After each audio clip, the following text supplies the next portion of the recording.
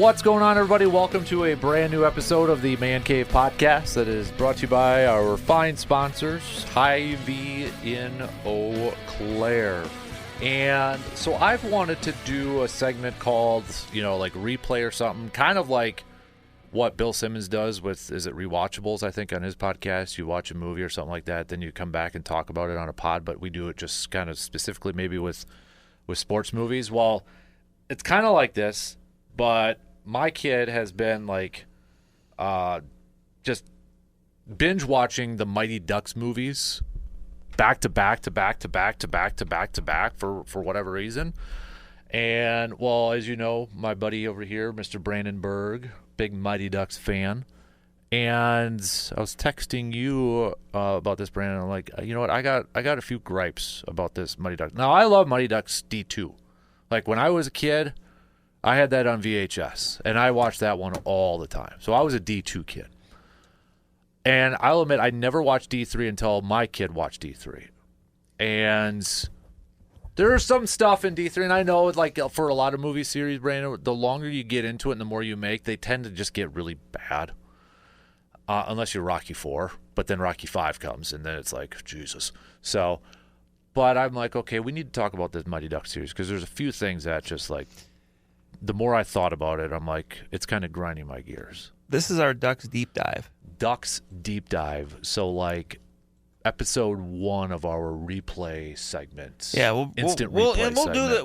We can do this with like some old sports movies. Well, this is what I still want to watch Draft Day with you. Yes. So that's where I feel like if we watch Draft Day, we do another one with this too. So, like, that's kind of where it all started, was like, because I think the last couple of years we've talked about watching Draft Day. You're right, because I've never watched it, and I will not watch it until we're doing something with it for the show. Mm-hmm. Yep. So I want my first watch through to be unsullied. You want me to experience that with you? Yes. To have this experience. The Wednesday night before the draft? We could. Find somewhere. While we're in the... do you have it on DVD? Mm-hmm. I can bring a TV with. Or a DVD player. Yeah. Or a laptop or something. We can do that and just, like, park right outside of Lambeau and watch it. And have a couple cold beverages? Yeah. Yeah. All right.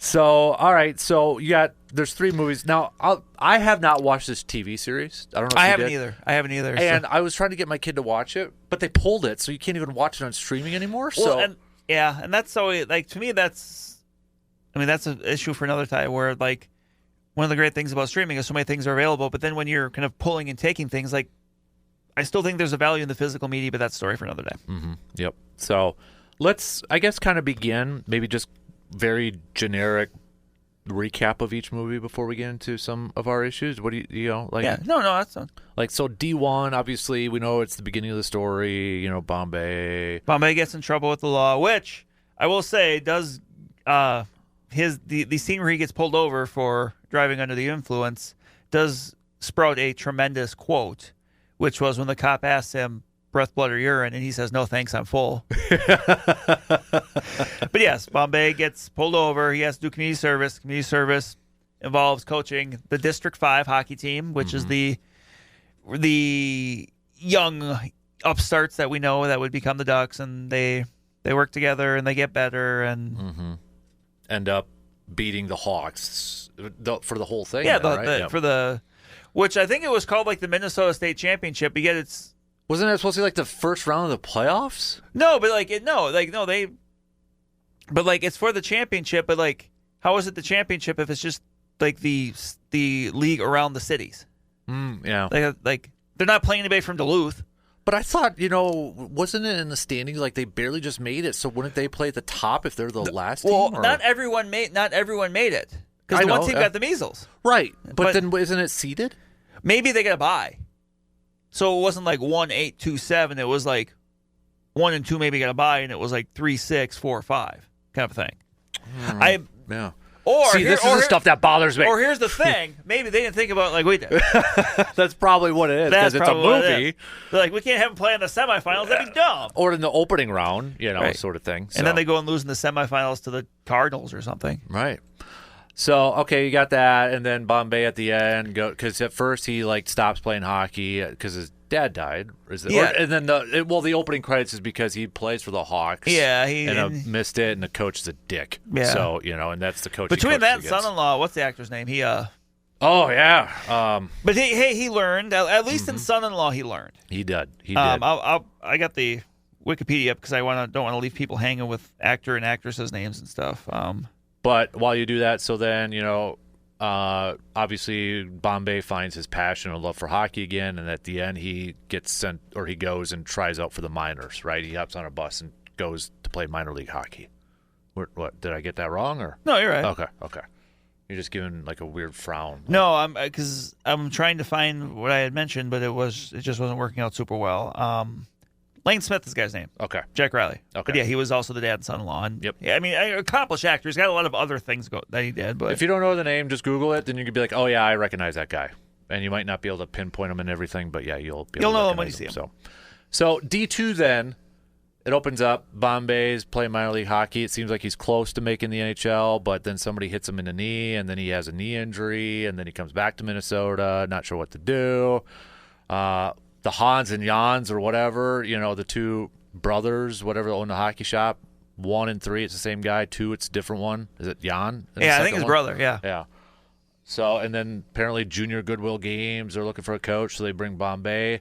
So instead of having a tryout of all these, they just like, hey, we're just going to have the Ducks, this team that just learned to play flipping hockey, represent the country, add on a few different players, and then, et cetera, et cetera, et cetera. They're playing in Los Angeles. Bombay gets a big head because he thinks, everybody wants to be a coach, so he's trying to get coach shoes, wingtips. The Air Bombay loafers.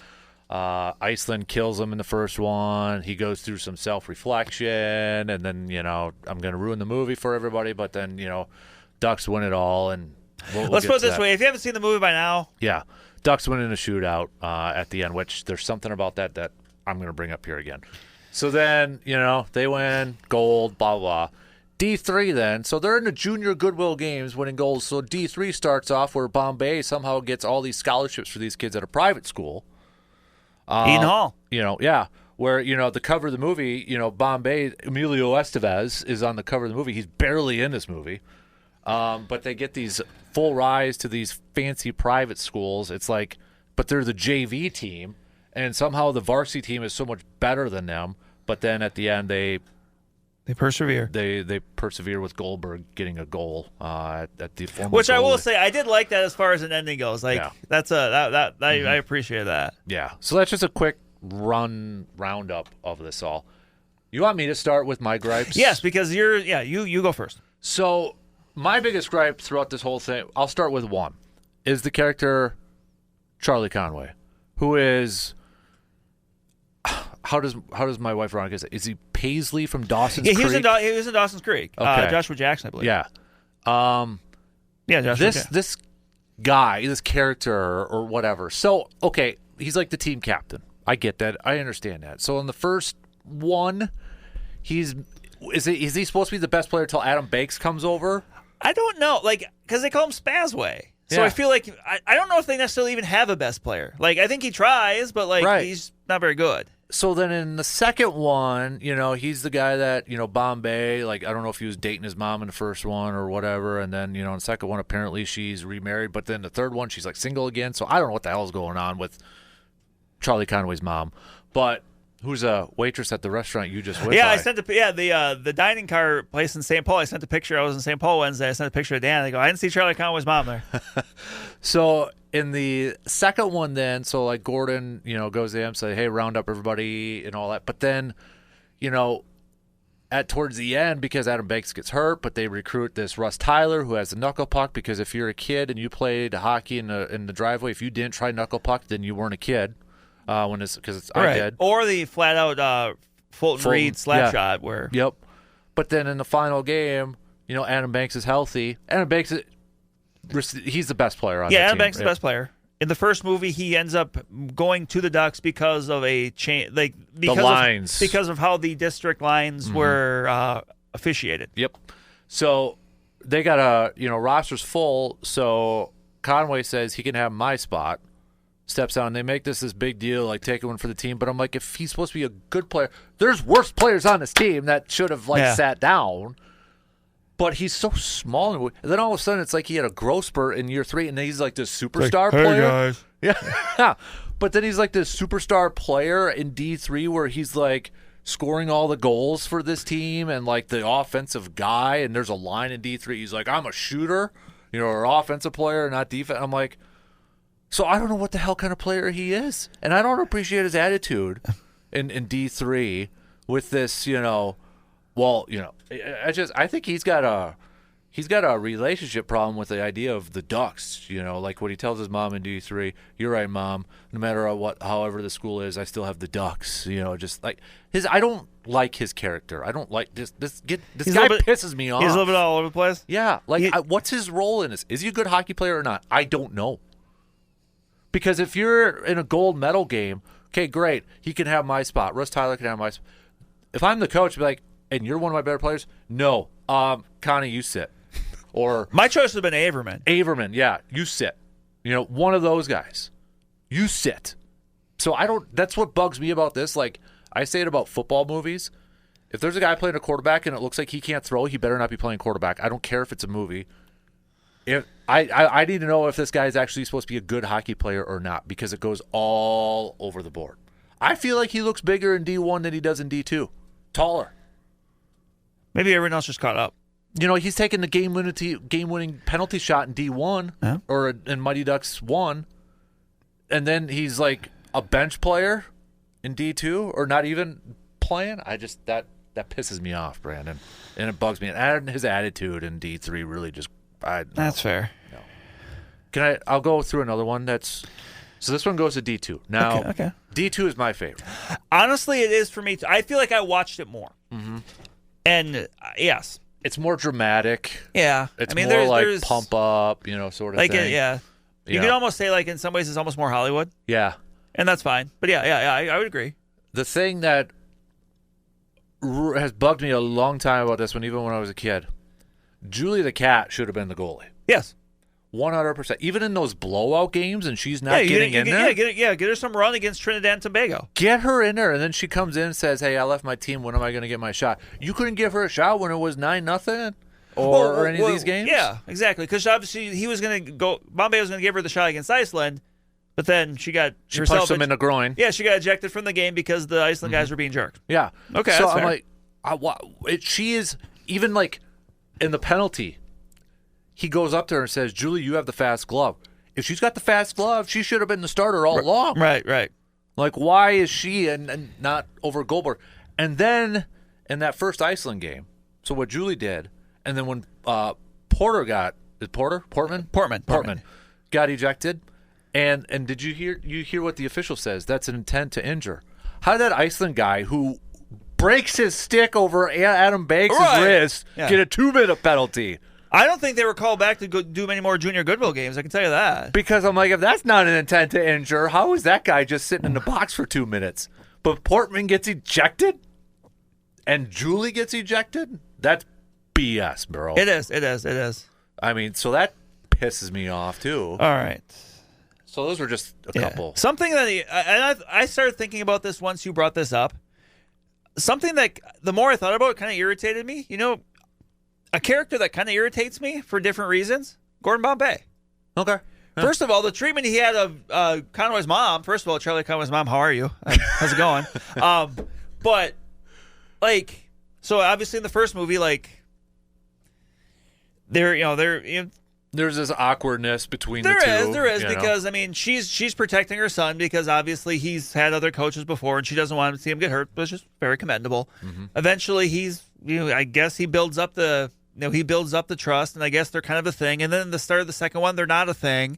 And then when they're off for the Junior Goodwill games, then suddenly Gordon is kind of trying to gallivant around first with the Iceland lady, and then obviously he's making pretty eyes at what's her name, Coach McKay. Mm-hmm.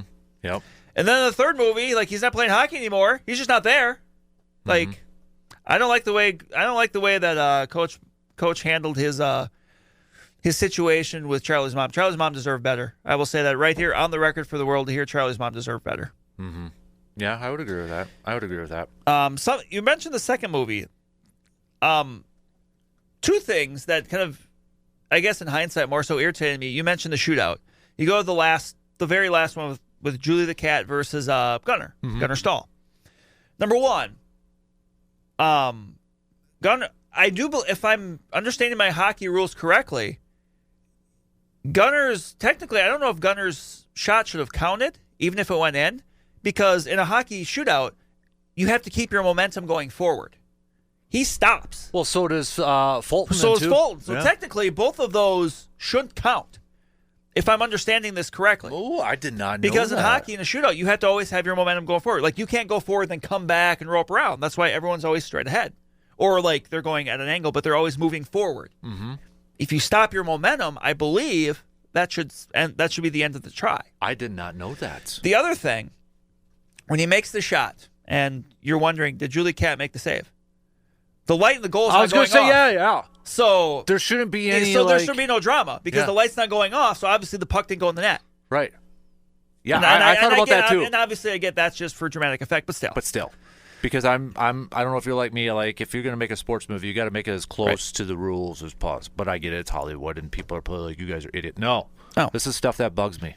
I need my youth hockey movie to be true to form. Mm-hmm. And the other, I mean, yeah, I forgot about that, but I know I remember that too because I was like, well, wouldn't the light be going on? Yeah, it would be making wee wee wee wee. Right, exactly. So that's a good one, Brandon. Fun fact for you about the first movie. It can make a local connection. One of the characters is a UW-Eau Claire graduate. Like in real life? Yeah, one of the actresses. Jane Plank, who played Tammy Duncan, the figure skater in the first movie. No kidding. Yeah, she graduated from UW-Eau Claire. What year? It was like early 2000 sometime. So was I? No, you were still in high school. We were in high school at that point. Okay. Yeah, she graduated from UW-Eau Claire, so she's blue gold. No kidding. She's a blue gold. No kidding. Oh, and then the third one, too. What happened to Jesse? There's a few people, like, along the way, there's a few people that, like, maybe he didn't get in. Or did he just say no? It's possible. Yeah. But they don't even mention Jesse's name in the third in the first or the second movie, there's people that fall off. Right. Well, you just mentioned one of them. Yeah. Her and her brother. Yeah. Tommy Duncan. Tommy, who, also known from Adventures of Pete and Pete, if you're a fan. Mm-hmm. Peter, who's a character in the first movie, he always kind of irritated me. He was a little jerk. Mm-hmm. But I mean, that was the character. So that's the leather jacket kid and that. Yeah. Carp, who went on to also be the main character in Heavyweights. Carp. Okay. Yep. No, I think with some of these kids, there's a lot of crossover between these. And I'm sorry, I love the guy.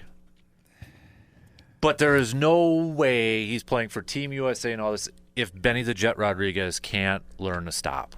That is something too. Yes, Luis Mendoza, who was as fast as would come, but he stopped like once.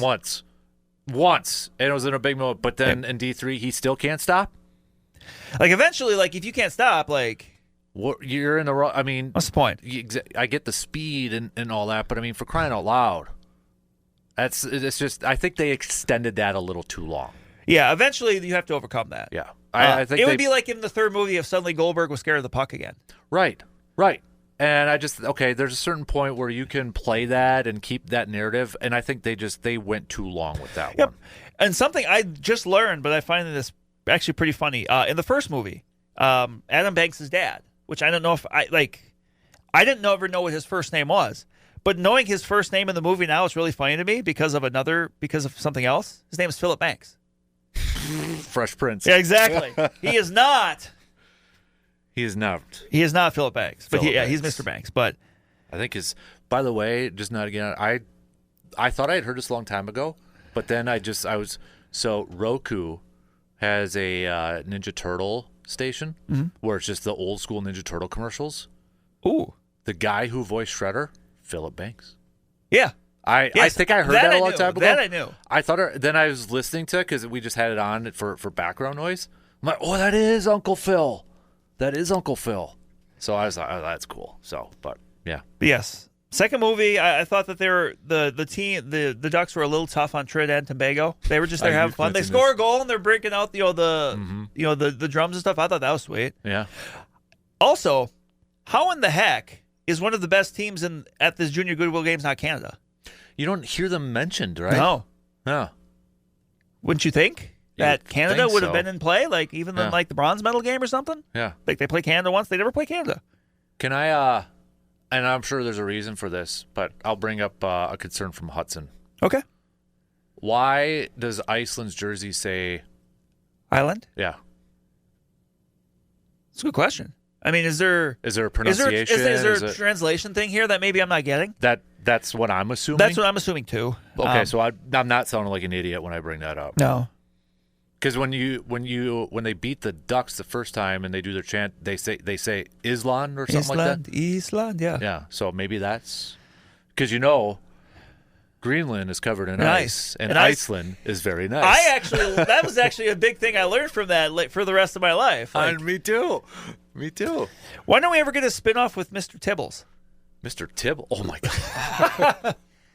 I'll have a cheeseburger, a milkshake, and fries. That guy. Oh. Hendricks. See, now it just seems awkward when I say Hendricks because I feel like I'm talking about Hendricks Motorsports. Yeah, Rick Hendrick Motorsports. Yeah, Hendrick Motorsports. Mm-hmm. I mean, that's with an X, and that's just Hendrick, but it's still like it's. And I'm sorry, but I'm not giving a peewee hockey coach all that money and house and crap and showering. This is a really popular peewee hockey team. Apparently, hockey's a big deal in Minnesota. Well, yeah, but then he coached 1 year and he's already this big time. And then he went and played because he went and played in the juniors, which is kind of funny to think like. I'm trying to think like the Minnesota Moose. I think were they like I have to look and see like because they're like if they were like a USHL or an NAHL team, that's like the Steel or like the Madison Capitals. Yeah, which maybe at the time they did, but also I'm sure because it's a movie. But like there's an age limit. Yeah, you're right. And he was obviously. He was a lawyer, so he's well over and drinking. Yeah. So he's over 20. And that's the other thing too. I'm sorry, but for community service for a drunk driver, you're probably not going to be sentenced to coach a youth team. And it's funny though that his first thing, which by the way, the limo driver, awesome. Yeah, that guy was awesome. Mm-hmm. But driving on the ice, like I get, he can say, "Hey, I know the ice," but like that is still a pretty dumb thing to do. Yeah, I'm sure the ice was fine, but still. And then this just popped up in my head too, in D2, when they're playing street hockey, and. Fulton hits that one, it ricochets, and it hits the car windshield. And the one guy says, "Oh, don't worry, that happens all the time." And the guy comes out, and it's his car, and he just grabs it. He's like, "Oh, oops!" I'd be pissed. Yeah, if it says it happens all the time, like if that's my car, I'm not just taking the puck and saying, "Here you go, guys, no problem." Right? I'm pissed because I got to shell out money for this now. No, thank you. There's just the nonchalantness of that is like, no. And eventually you would think that the people wouldn't park there. Right. It's like parking behind the fence at a softball game. Mm-hmm. You don't do that. No. You're risking it yourself if you're doing that. Correct. So it was like, okay, no, that's just dumb. That's dumb too. So, but any more? Can you think of any more? Here's the thing.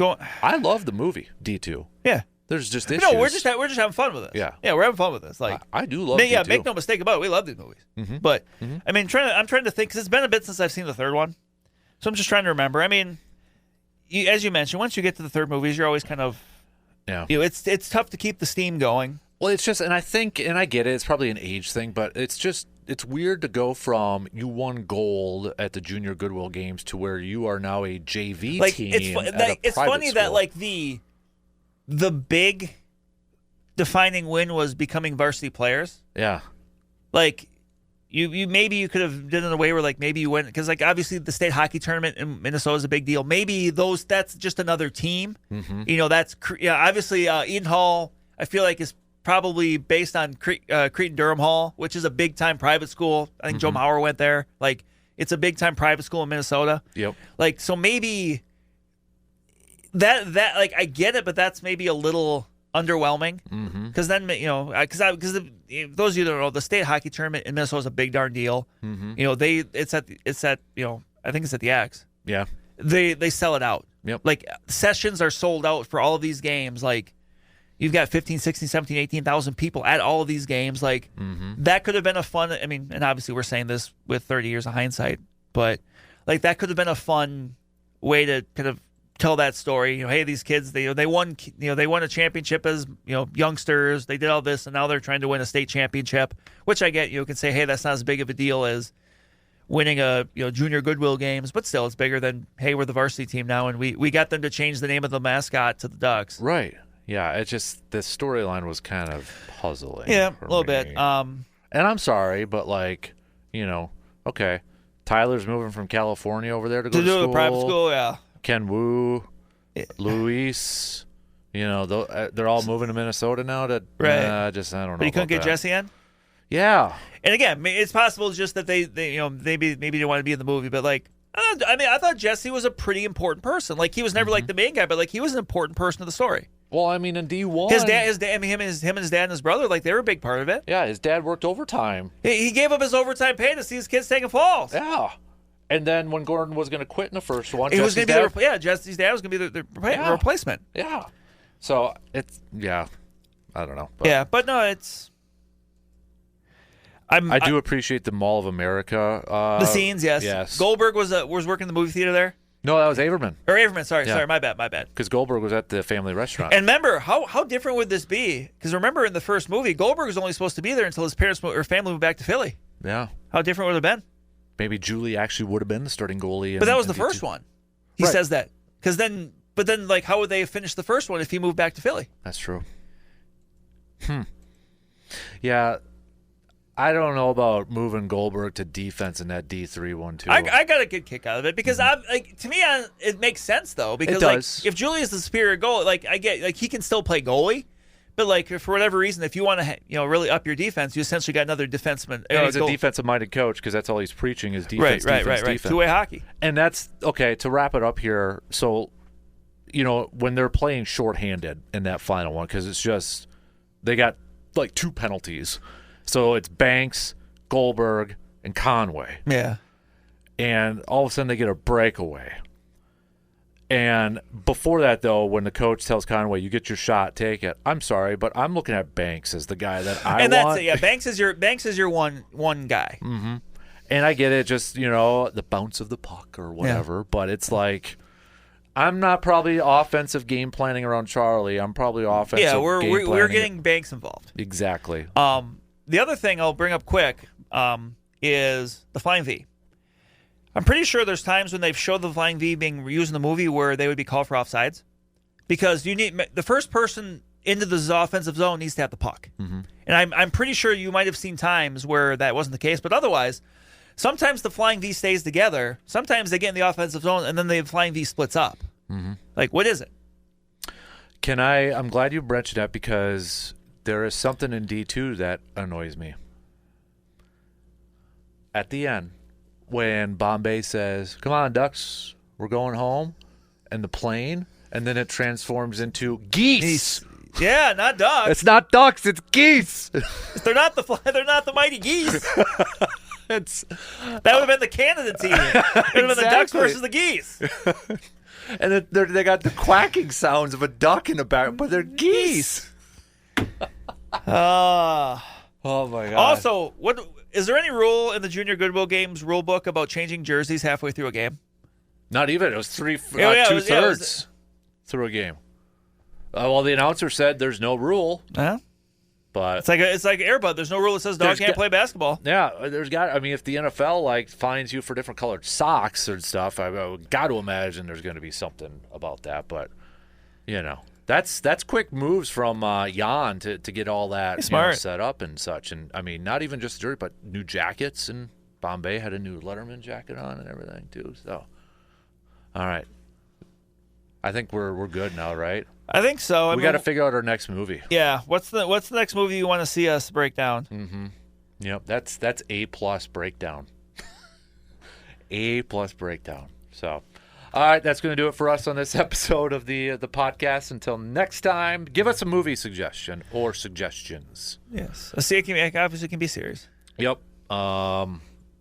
And it might be ones that you and I have already watched that we can just kind of like this one. We This is what we didn't go back. I didn't go back and watch these, but I just knew offhand. I was forced to, so I was like, okay, I got to talk to Brandon about this because D3 is what really set me off. But then it's I feel like I picked on D2 the most, but it's my favorite. Yes. But there is like stupid, like the geese thing is just like bugs me. You have to be able to look at this objectively, and and the fact that Julie was not the starting goalie. She should have been. She absolutely should have been. So, all right, that's gonna do it for us. Have a I was gonna say have a good day, but I don't know what day you're listening to this too. So whenever it's evergreen content, listen whenever. Until next time, we'll talk to you in the next episode of the Man Cave Podcast.